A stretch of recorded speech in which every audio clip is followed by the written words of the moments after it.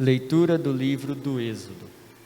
Naqueles dias, Deus pronunciou todas essas palavras: Eu sou o Senhor teu Deus, que te tirou do Egito, da casa da escravidão. Não terás outros deuses além de mim. Não farás para ti imagem esculpida, nem figura alguma do que existe em cima, nos céus, ou embaixo, na terra, ou do que existe nas águas, debaixo da terra. Não te prostrarás diante desses deuses, nem lhes prestarás culto, pois eu sou o Senhor teu Deus, um Deus ciumento. Castigo a culpa dos teus pais nos filhos, até a 3ª e 4ª geração dos que me odeiam, mas uso da misericórdia por 1000 gerações com aqueles que me amam e guardam os meus mandamentos. Não pronunciarás o nome do Senhor teu Deus em vão, porque o Senhor não deixará sem castigo quem pronunciar seu nome em vão. Lembra-te de santificar o dia de sábado. Trabalharás durante 6 dias e farás todos os teus trabalhos, mas o 7º dia é sábado, dedicado ao Senhor teu Deus. Não farás trabalho algum, nem tu, nem teu filho, nem tua filha, nem teu escravo, nem tua escrava, nem teu gado, nem o estrangeiro que vive em tuas cidades. Porque o Senhor fez em 6 dias o céu, a terra e o mar, e tudo que eles contêm, mas no 7º dia descansou. Por isso, o Senhor abençoou o dia do sábado e o santificou. Honra teu pai e tua mãe, para que vivas longos anos na terra que o Senhor teu Deus te dará. Não matarás, não cometerás adultério, não furtarás, não levantarás falso testemunho contra o teu próximo, não cobiçarás a casa do teu próximo, não cobiçarás a mulher do teu próximo, nem seu escravo, nem sua escrava, nem seu boi, nem seu jumento, nem coisa alguma que lhe pertença. Palavra do Senhor. Graças a Deus.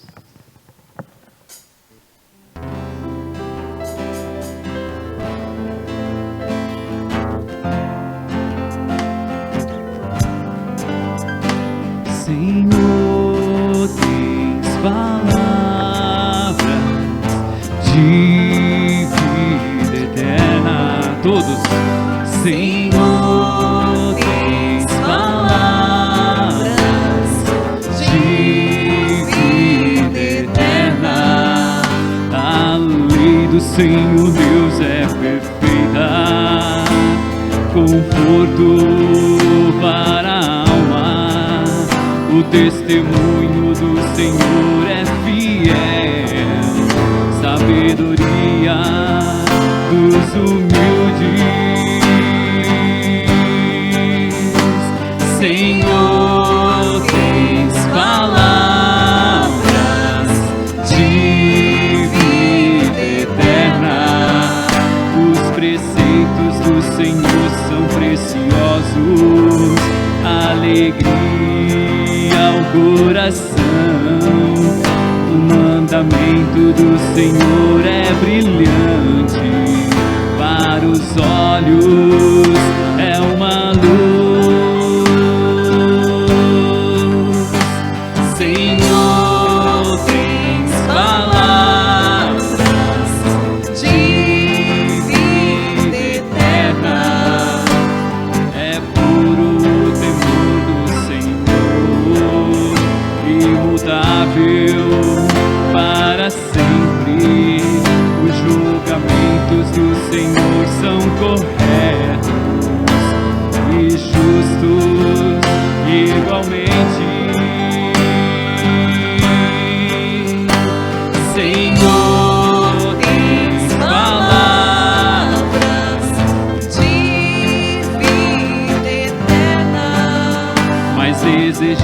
mais do que o ouro são eles, do que o ouro refinado. Suas palavras são mais doces que o mel, do que o mel que sai dos favos. Senhor, tens palavras de vida eterna. Senhor, tens palavras de vida eterna.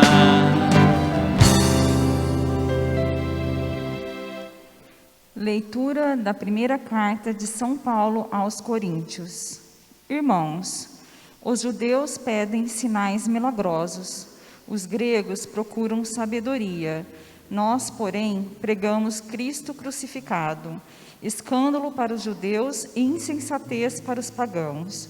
Mas, para os que são chamados, tanto judeus como gregos, este Cristo é poder de Deus e sabedoria de Deus.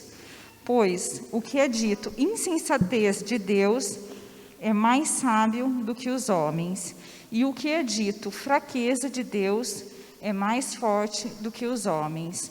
Palavra do Senhor. Graças a Deus. Senhor, que a tua palavra transforme a nossa vida. Queremos caminhar com retidão na tua luz. Queremos caminhar com retidão na tua luz. Senhor, está toda graça e salvação. Nele encontramos o amor e o perdão. Senhor, que a tua palavra transforme a nossa vida. Queremos caminhar com retidão na tua luz. Queremos caminhar com retidão na tua luz. O Senhor esteja convosco.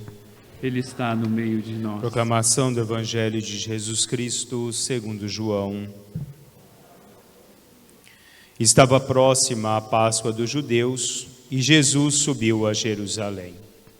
No templo, encontrou os vendedores de bois, ovelhas e pombas e os cambistas que estavam aí sentados.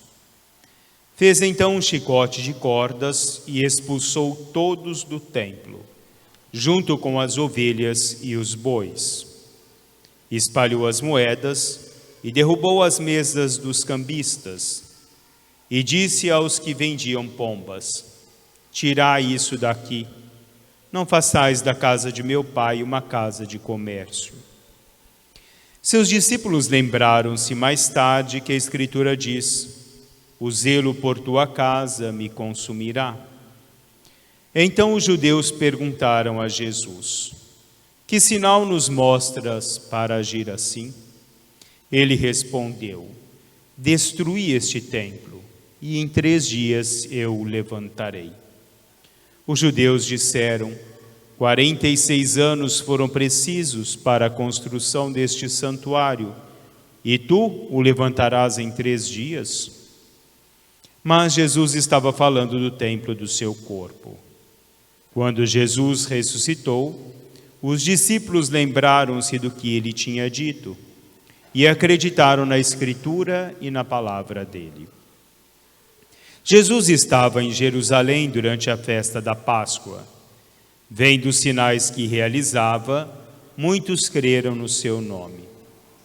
Mas Jesus não lhes dava crédito, porque ele conhecia a todos e não precisava do testemunho de ninguém acerca do ser humano. porque ele conhecia o homem por dentro. Palavra da salvação. Glória a vós, Senhor. Podemos sentar, por gentileza. Meus caros irmãos e irmãs, tudo na nossa relação humana existe um preço, né? E nós damos um preço para tudo, né? Ou cobramos um preço para tudo. Nós temos a nossa relação comercial, que se dá baseada no preço pelo produto, mas nós também temos as nossas relações humanas, ou até a nossa relação com Deus, que pode ter um preço. Eu ajo na caridade pensando o que eu posso ganhar com a caridade, né? Eu faço a caridade pensando, Deus assim vai me conceder algo porque eu agi na caridade. Como na nossa relação humana, muitas vezes as pessoas tiram proveito uma das outras, né? O que eu posso ganhar com essa amizade? Ou o que eu ganho com essa amizade, né? Ou o que pode me acrescentar nessa relação? O que eu dou e o que eu recebo? E são valores que nós vamos colocando dentro desse nosso processo todo de relação. Seja relação humana, seja relação com Deus. Quando nós olhamos o decálogo, os 10 mandamentos, colocados na primeira leitura de hoje, o livro do Êxodo, nós temos ali os 3 primeiros, que é a relação do homem com Deus, e os outros 7 mandamentos, que é a relação do homem para com o próprio homem. E Deus ali, né, nos qualifica, não quantitativamente, mas Ele qualifica a nossa relação, tanto a nossa relação com Ele, quanto a relação com os nossos irmãos. E primeiramente nós podemos pensar, né, o que nós ganhamos de Deus, né? Eu me recordo da semana passada quando eu disse para vocês, Pedro também cobrou um preço de Deus, né? Porque ele pergunta a Deus, eu lhe dei a minha vida, ou nós lhe demos a nossa vida, o que nós vamos ganhar em troca? E pode ser que muitas vezes nós também falamos isso para Deus, né? Nós servimos a igreja, o que eu ganho em troca, eu faço isso por Deus, o que eu ganho em troca, porque a nossa visão meramente humana, não uma visão de alguém que deixa sobretudo o interior, o coração falar, né? Os judeus hoje tiveram uma visão essencialmente humana. O templo para eles era a pedra, não a interiorização, de que o que nos leva é o coração, o próprio sentimento, aquilo que o homem vive na sua interiorização dessa presença de Deus, né? Mas voltando um pouquinho, nessa nossa conceituação própria, quando Deus nos coloca os 10 mandamentos, nós podemos nos perguntar, né? Mas dentro dessa conceituação de Deus, nós não somos livres, né?